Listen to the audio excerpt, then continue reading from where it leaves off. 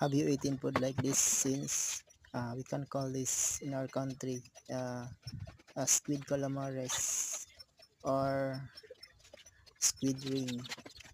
The process is to slice this into circle pieces.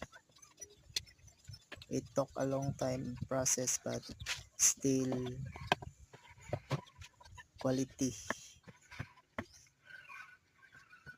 and we can put this breadcrumbs, cornstarch, flour, any kinds of flour, and egg, and the other ingredients are to follow like salt and preservatives.